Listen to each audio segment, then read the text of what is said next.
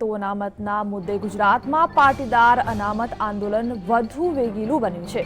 રાજ્ય સરકારની રાજકીય ચાલ છતાંય અનામત આંદોલનમાં કોઈ ફેર પડ્યો નથી, પણ રાજ્યના ગામડાઓ શહેરોમાં રોજે રોજ સભા રેલીઓ યોજાઈ રહી છે। આજે સાબરકાંઠાના જિલ્લા મથક હિંમતનગર અને અમરેલીના જિલ્લા મથક બગસરામાં વિશાળ રેલીઓ નીકળશે। આ ઉપરાંત પાટનગર ગાંધીનગરમાં પણ સરદાર પટેલ ગ્રુપના ઉપક્રમે મૌન રેલી યોજાશે। ગાંધીનગરમાં મૌન રેલીને તંત્ર દ્વારા મંજૂરી આપવામાં આવી છે। સવારે 10:30 વાગે માંથી રેલી કલેક્ટર કચેરી સુધી જશે। રેલીઓના પગલે હિંમતનગર, બગસરા ઉપરાંત ગાંધીનગરમાં ચુસ્ત પોલીસ બંદોબસ્ત ગોઠવી દેવાયો છે। ત્રણેય સ્થળે પોલીસ કાફલો ઉતારીને ચાંપતો બંદોબસ્ત ગોઠવાયો છે। પાટીદાર અનામત આંદોલન સમિતિએ દાવો કર્યો છે કે અનામતના મુદ્દે રાજ્યભરમાંથી 1 કરોડ પાટીદારોનું સમર્થન મેળવવામાં આવશે। આગામી દિવસોમાં પાટીદાર અનામત આંદોલનને વધુ વેગવાન જ નહીં પણ જલદ બનાવવા આયોજન કરાયું છે। રાજ્યમાં આંદોલનની આગ પ્રસરતા રાજ્ય સરકારના પેટમાં ફાળ પડી છે। રેલીની પરમિશન આપવામાં આવેલી છે અને તેઓએ શાંતિથી અને મૌન રેલી કાઢવાની સંમતિ આપેલી છે અને એવો 15 થી 20,000 માણસો થવાની શક્યતા રહેલી છે। ટોટલ 6 ડીવાયએસપી કક્ષાના અધિકારીઓ છે અને 41 પીએસઆઈ પીઆઈઓ છે અને ટોટલ બીજા પોલીસના માણસો 501 માણસો છે, તેમજ 2 કમાન્ડ કંટ્રોલના વ્હીકલ છે અને તેઓને સંપૂર્ણ માહિતગાર કરી અને સંપૂર્ણ શસ્ત્ર સરંજામ સાથે લો એન્ડ ઓર્ડરની વ્યવસ્થા જાળવવા માટે હાજર છે। અમારું રજૂઆત છે સાહેબ કે અમને અનામતમાં સમાવેશ આપો। અમારી માગણી અનામતની છે। એ અમારે કોઈ બી સમયે કોઈ બી કાળે અમે હેરાન થઈએ છીએ, એના માટેની માગણી છે।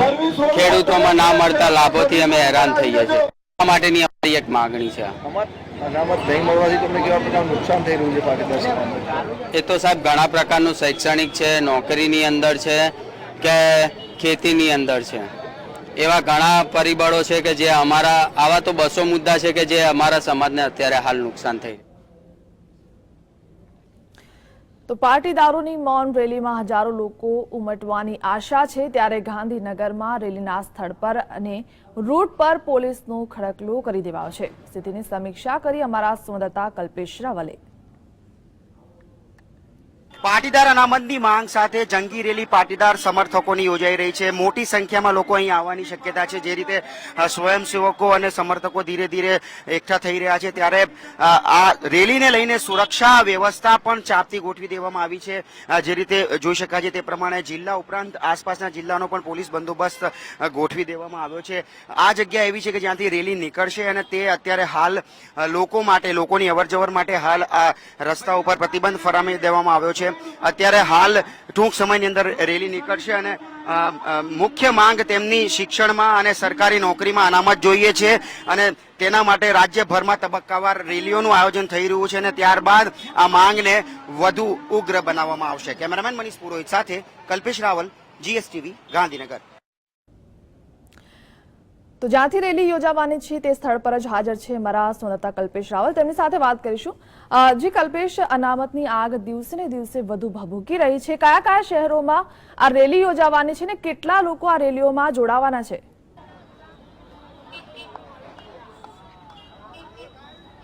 હિના, અત્યારે હાલ રાજ્યના પાટનગરમાં જંગી રેલી છે, આ સિવાય બગસરામાં પણ રેલી છે।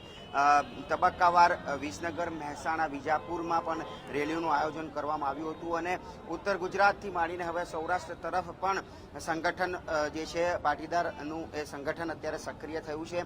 હાલ આ ગાંધીનગર જ્યાં રેલી યોજાવાની છે તેના દ્રશ્યો છે, જે પ્રકારે જોઈ શકાય છે તે પ્રમાણે મોટી સંખ્યામાં અત્યારે હાલ મહિલાઓ અને યુવાનો સહિત પાટીદાર અનામત સમર્થક જે સમાજના લોકો છે તે એકત્રિત થયા છે। સ્વયંસેવકો પણ છે।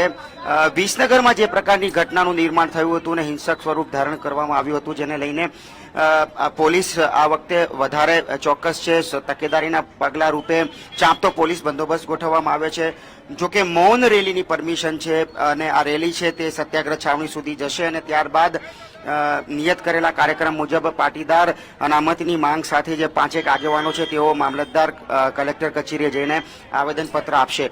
માંગણી હિના એમની એવી છે કે સરકારી નોકરી અને શિક્ષણમાં પાટીદાર કે જે લોકો સામાજિક આર્થિક રીતે પછાત છે તેમને પૂરતો ન્યાય અનામતો મળે અને તે માટેની રેલી સહિતના જે કાર્યક્રમો રાજ્યભરમાં તબક્કાવાર એક પ્રકારે કહી શકાય કે કાર્પેટ બોમ્બાર્ડિંગ કરવામાં આવી રહ્યું છે. એટલે કે તબક્કાવાર જ્યાં જ્યાં તાલુકા મથકો છે ત્યાં રેલીઓ યોજવામાં આવી રહી છે. સાથે જ હવે ધીરે ધીરે આ સમર્થન માટે સોશિયલ મીડિયાનો પણ ઉપયોગ કરવામાં આવી રહ્યો છે અને બલ્ક SMS અને વોટ્સએપનો પણ સહારો લઈને આ માંગને વધુ બુલંદ કરવામાં આવી રહી છે. હિના જી કલ્પેશ, જો ગાંધીનગરની રેલીની વાત કરીએ તો મૌન રેલી યોજાવાની છે ને ત્યાં સુરક્ષા બંદોબસ્ત કેવો છે?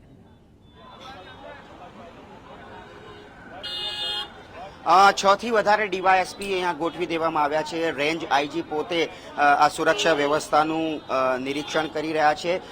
મહત્વપૂર્ણ છે કે ગાંધીનગરનું મહત્વ એટલા માટે છે કારણ કે રાજ્યનું પાટનગર છે. અહીંયા મંત્રાલય છે, સચિવાલયમાં જ્યાં અધિકારીઓ બેસતા હોય છે ત્યારે તેની સુરક્ષા માટે પણ પૂરતો વ્યવસ્થા કરવામાં આવી છે અને સચિવાલય સહિતના જે સરકારી કચેરીઓ અને મહત્વના સ્થાનો છે ત્યાં પણ જડબેસલાક વ્યવસ્થા ગોઠવી દેવામાં આવી છે.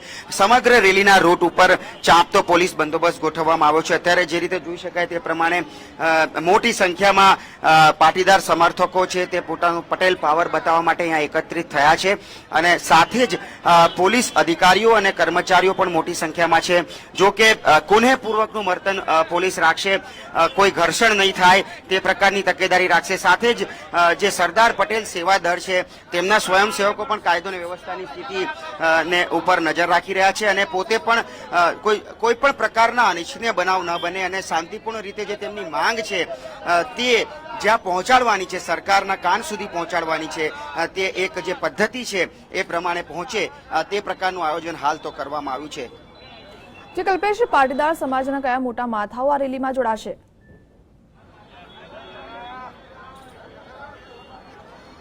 ચોક્કસ ખુલીને કોઈ સામે ના આવે પરંતુ જે કંઈ પણ રાજકીય પક્ષો સાથે સંકળાયેલા છે તેવા લોકો છે. અહીંયા કોંગ્રેસના એક કોર્પોરેટર પણ નજરે પડ્યા હતા ત્યારે મૌખિક સમર્થન, મૂક સમર્થન ચોક્કસ કહી શકાય પરંતુ નેતૃત્વની જ્યારે વાત આવે ત્યારે રેલીના નેતૃત્વથી ભાજપમાંથી જો વાત કરીએ તો પાટીદાર અગ્રણીઓ અળગા રહ્યા છે પરંતુ અહીંયા સરદાર પટેલ સેવા દળના નેજા હેઠળ આ રેલી યોજાઈ રહી છે. એટલે પાટીદાર સમાજની જ આ રેલી છે અને જે રીતે સ્પષ્ટતા કરવામાં આવી છે તે પ્રમાણે તદ્દન બિન રાજકીય રેલી છે અને સમાજને જે અન્યાય થઈ રહ્યો છે તે માટે સમાજના લોકો સ્વયંભૂ રીતે અહીં આવી રહ્યા છે. ત્યારે જે જિલ્લાના પાટીદાર અગ્રણીઓ છે તેઓ પણ અત્યારે આ રેલીમાં સમર્થનમાં આવ્યા છે. મહિલાઓની સંખ્યા પણ સવિશેષ હિના જોવા મળી રહી છે. જી આજે કલ્પેશ, પાટીદાર સમાજમાંથી સમર્થન મેળવવા માટે આ લોકોએ એક અભિયાન શરૂ કર્યું છે મિસ કોલનું, અને આ સાથે એ પણ પૂછવા માંગીશ કે સીએમના મત વિસ્તારમાં જે આ લોકોએ બેઠક કરી હતી, શું છે આગળની રણનીતિ?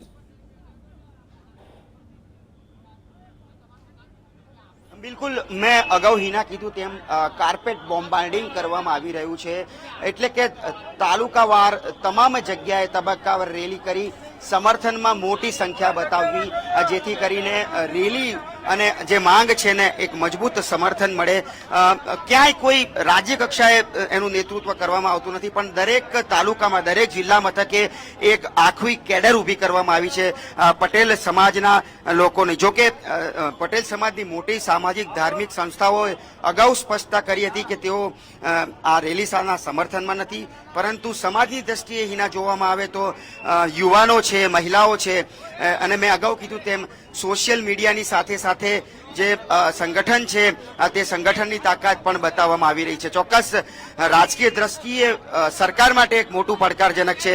મુખ્યપ્રધાનના વિસ્તારમાં બેઠક મળી હતી અને રાજકીય દ્રષ્ટિએ સરકાર માટે આગામી દિવસોમાં જ્યારે સ્થાનિક સ્વરાજની ચૂંટણી આવી રહી છે ત્યારે આ મુદ્દે તે પહેલા મૌન તોડવું જરૂરી છે. અત્યારે હાલ સરકારના પ્રતિનિધિઓ મૌન છે આ મામલે કે આ માંગને તેઓ વ્યાજબી ઠેરવી રહ્યા છે કે ગેરવ્યાજબી એ મુદ્દે કોઈ પણ સ્પષ્ટતા ન તો પક્ષ તરફથી કરવામાં આવતી ન તો રાજ્ય સરકાર તરફથી કરવામાં આવતી પરંતુ સમાજ અડગ છે તેની માંગને લઈને. ટૂંક સમયની અંદર હવે રેલીનું પ્રસ્થાન ગાંધીનગરમાં થઈ રહ્યું છે.